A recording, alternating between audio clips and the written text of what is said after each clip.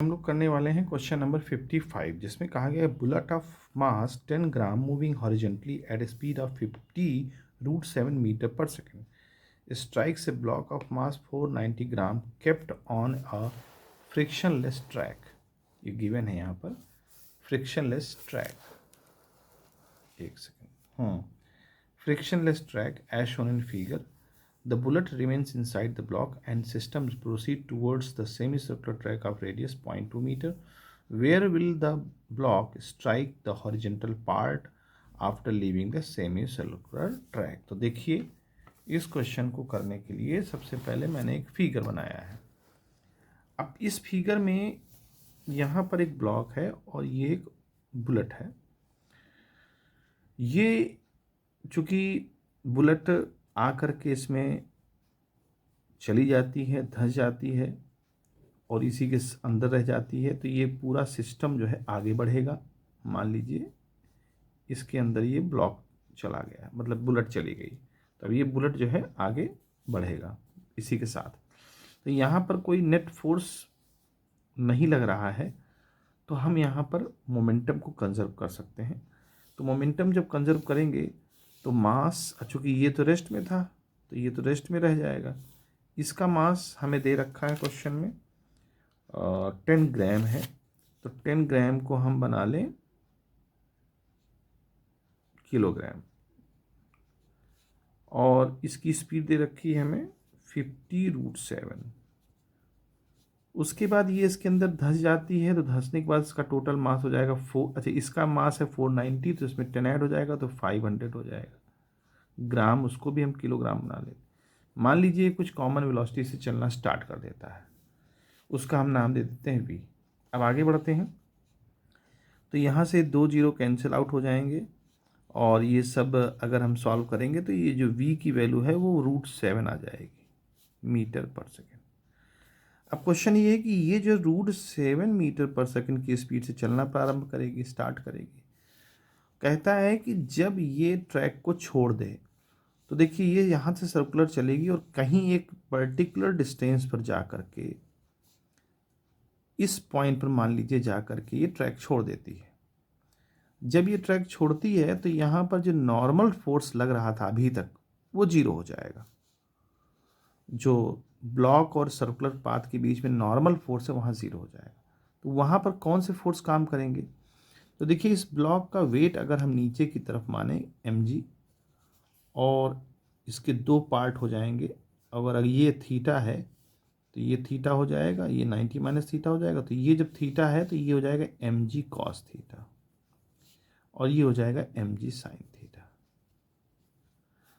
तो एक फोर्स जो है इसके वेट की वजह से काम करेगा, दूसरा फोर्स सेंट्रीफ्यूगल फोर्स काम करेगा mv²/r। ठीक है, इसको v1 मान लेते हैं। यहाँ पर आने के बाद इसकी वेलोसिटी मान लीजिए v1 हो जाती है। तो अब यहाँ पर जो नेट फोर्स बचा वो net force mg sin theta और mv1²/r बचा।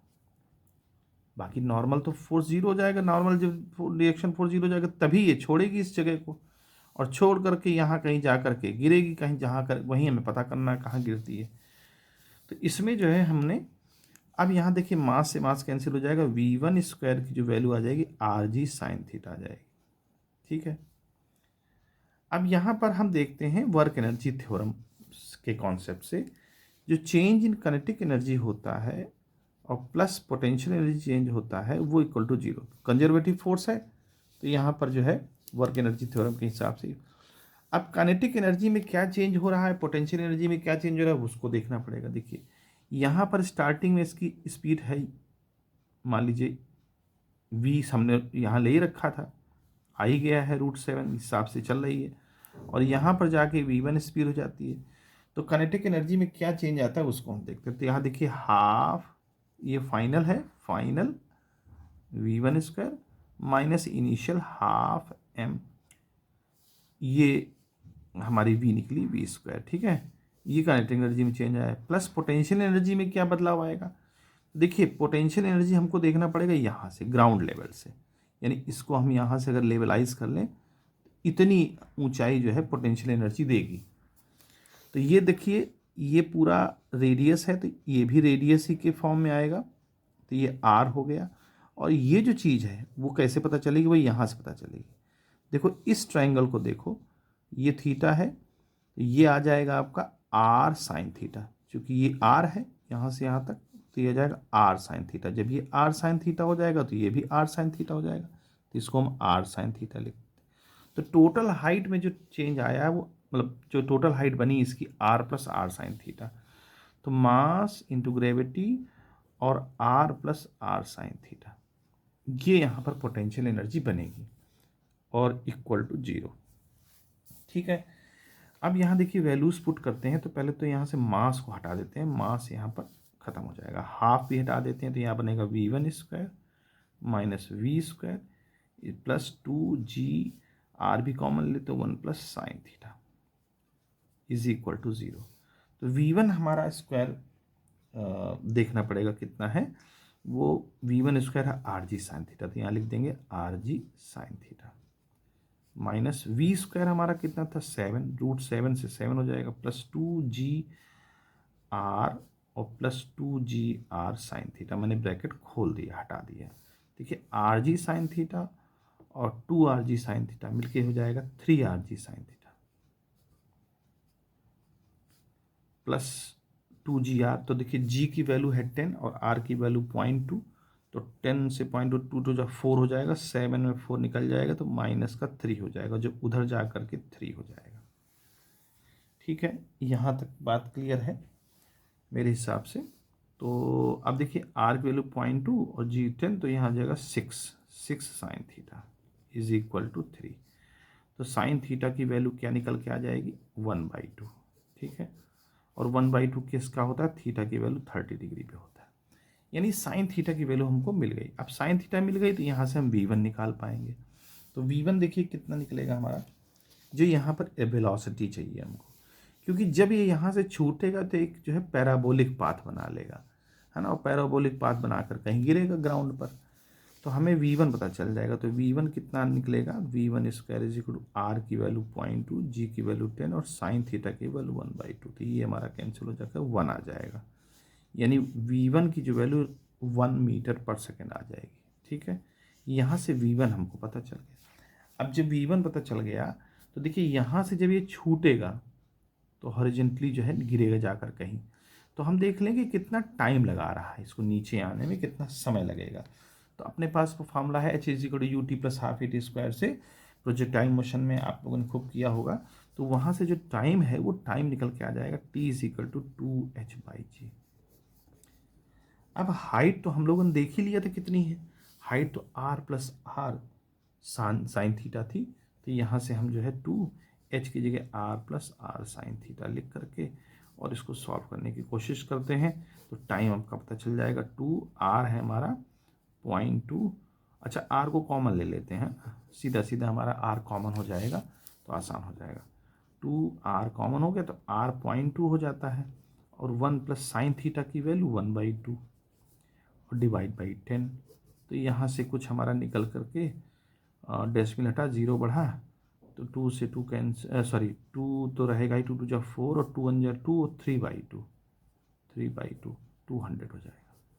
अब जब इसको सॉल्व करेंगे तो इसको लगभग सॉल्व करने में इसमें आ जाएगा 0.244 के अबाउट आता है इसको सॉल्व करने पर। अब ये टाइम जो है यहाँ पर आके गिरेगा, इस टाइम पर जब गिरेगा तो कितना जो है ये कवर करेगा, हमारी डिस्टेंस, हॉरिजॉन्टल डिस्टेंस कितनी कवर करेगा। तो देखिए हमें पता है कि हॉरिजॉन्टल डिस्टेंस निकालने का फार्मूला अपने पास क्या है, हॉरिजॉन्टल डिस्टेंस निकालने का फार्मूला है u cos theta into flight time, जो होता है, जो हम लोगों ने निकाला फ्लाइट टाइम। तो u कितना है हमारा, u हमारा है जो यहाँ पर u का मतलब वही v1 है ना, या v1, इसको v1 कह सकते हैं। तो v1 हमारी यहाँ आएगी 1 और cos थीटा यानी cos 30 की वैल्यू कितनी होगी बच्चों, cos 30 की वैल्यू हाँ √3/2 हो जाएगी, और टाइम कितना लगा तो 0.244 लगा। अब इसको सॉल्व करना है, तो जब इसको सॉल्व करेंगे तो ये अप्रॉक्स जो है हमारा बन जाएगा, एक सेकेंड यहाँ पर तो यहाँ से जब इसको सॉल्व करेंगे √3 की वैल्यू 1.732 और इंटू 0.244 और डिवाइड बाई 2, तो इसको जब सॉल्व करेंगे तो आ जाएगा 0.2 के लगभग आ जाएगा, अप्रॉक्स 0.2 मीटर। ये डिस्टेंस ध्यान करिए कौन सी है, जो हमें क्वेश्चन में दे रखी थी रेडियस 0.2। देखिए क्वेश्चन में दे रखा था हमें रेडियस 0.2। इसका मतलब ये कहाँ आकर के गिरेगा, ये कहाँ आकर गिरेगा, तो ये आकर के गिरेगा यहाँ से 0.2 मीटर डिस्टेंस है, यानी कि अपने रेडियस पर ही जो है, जहाँ पर इसका ये रेडियस जहाँ बन रहा है यहीं गिर जाएगा आकर के, यहीं पर मीट कर जाएगा। तो इस तरह से इस क्वेश्चन को जो सॉल्व करेंगे। उम्मीद है समझ में आया होगा। अगर कोई प्रॉब्लम है तो यू मे आस्क हिम।